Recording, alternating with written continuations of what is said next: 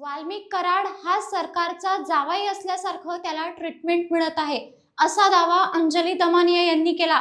आता आपण कालचीच latest update पाहिली की सरपंच संतोष देशमुख यांच्या हत्येमध्ये जेही आरोपी आहे त्या सर्वांना सरसकट मकोका लावण्यात आला।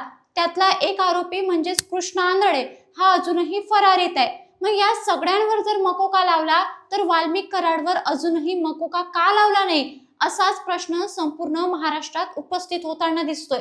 चला तर मग याच प्रश्नाचं उत्तर शोधून घेऊयात या व्हिडिओच्या माध्यमातून। नमस्कार, मी वैष्णवी आणि तुम्ही बघत आहात काहीतरी विशेष। 31 डिसेंबरला वाल्मिक कराड हा सीआयडीला शरण आला।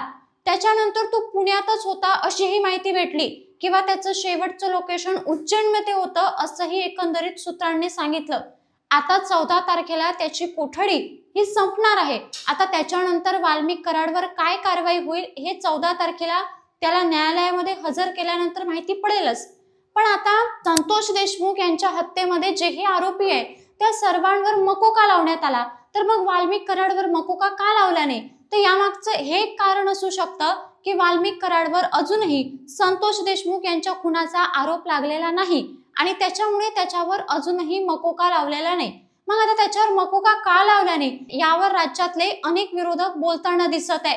मग त्यावर बजरंग बाप्पा सोनवणे असतील किंवा मग अंजली दमानिया असतील, त्यांनी हाच प्रश्न उपस्थित केलाय की जर खंडणी आणि संतोष देशमुख यांच्या हत्येचा या प्रकरणाचा कुठेतरी जर संबंध आहे तर अजूनही वाल्मिक कराडवर हत्येचा गुन्हा का दाखल झाला नाही, आणि जरी तो झाला नाही तरी खंडणीच्या प्रकरणात देखील मकोका लावता येऊ शकतो। मग अजूनही तो मकोका का लावण्यात आला नाही? मकोक्याबद्दल थोडक्यात जाणून घ्यायचं तर जो सामूहिक गुन्हा असतो त्या सामूहिक गुन्ह्यावर म्हणजे एकापेक्षा अनेक व्यक्ती जर त्या गुन्ह्यामध्ये इन्व्हॉल्व असतील तर त्याच्यावर एकंदरीत मकोका लावण्यात येतो आणि मकोक्यापासून मोठे मोठे गुन्हेगार देखील सुटू शकत नाही।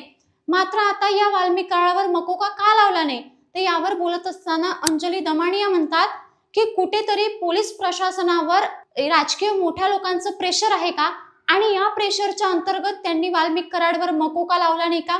मग आता वाल्मिक कराडची कोठडी असणं, त्या कोठडीतनं वाल्मिक कराडला एखाद्या डोळ्याचा आजार निघणं असेल किंवा मग त्यानं एखाद्या 24 तास माझ्यासोबत एक सहकारी द्यावा अशा मागण्या करणं असेल, अशा एकंदरीतच वाल्मिक कराड बाबतच्या ज्या बातम्या आपण सातत्यानं ऐकत आहोत त्यावरून तर लक्षात आलं की कोर्ट त्याचा कुठलाही फाजील पुरवत नाही।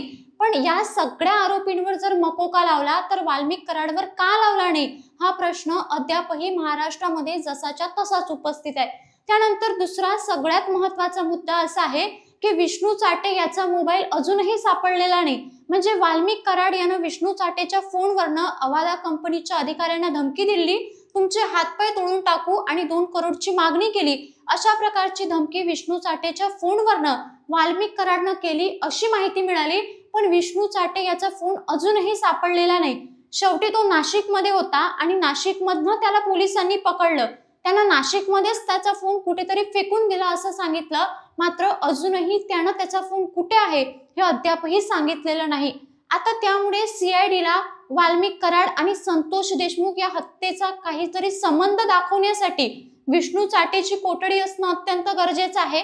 आता कारवाईनंतर परत विष्णू चाटेकडनं काय माहिती मिळते, त्याचा फोन मिळाल्यानंतर या संपूर्ण बाबी एकामागे क्लिअर होत जातील। पण अजूनही तुर्तास प्रश्न तसाच उपस्थित आहे की वाल्मिक कराडवर अजूनही मकोका का लागला नाही? तर 14 तारखेला ज्यावेळी त्याची न्यायालयीन कोठडी संपेल त्या दिवशी खऱ्या अर्थानं कोर्टमध्ये त्याला सादर करत असताना त्याच्या बाबतीतली शिक्षा, त्याच्यावर लावलेले गुन्हे या सगळ्या गोष्टी एकंदरीतच क्लिअर होईल। खरं तर आपण जर बघितलं तर पोलिसांना वाल्मिक कराडवर मकोका लावणं हे अगदी सोपं होतं, कारण मकोका लावण्यासाठी निकष काय असतात तर किमान त्या गुन्हेगारावर, त्या आरोपींवर या आधी 10 वर्षात 2 तरी गुन्हे असणं अत्यंत गरजेचं असतं। पण वाल्मिक कराडवर 11 पेक्षाही जास्त गुन्हे आहेत, त्यातले 7 ते 8 गुन्ह्यांचा निकाल लागलेला आहे आणि तो निर्दोष झालेला आहे, पण 3 ते 4 गुन्ह्यांचा अजूनही खटला त्याच्यावर सुरू आहे। त्यामुळे वाल्मिक कराडवर खंडणीचा देखील गुन्हा आहे आणि त्यामुळे त्याच्यावर मकोका लावणं खूप सोपं झालं असतं। पण तरी सुद्धा प्रशासनाने जर लावलं नाही तर त्यांच्यावर कुठलं तरी राजकीय वर्चस्व आहे का, राजकीय प्रेशर आहे का, ही शक्यता आपल्याला नाकारता येऊ शकत नाही। यावर आता नक्की तुम्हाला काय वाटतं की वाल्मिक कराड यांच्यावर मकोका का लावण्यात आला नाही, याबद्दल तुम्ही काय राय ठेवता? किंवा वाल्मिक कराडवर मकोका लावायला पाहिजे का याबद्दल तुमचा काय विचार आहे तो तुमचा विचार नक्की कमेंट करून कळवा आणि अशाच पद्धतीचे नवनवीन व्हिडिओ पाहण्यासाठी काहीतरी विशेष या चॅनलला सबस्क्राईब करायला विसरू नका।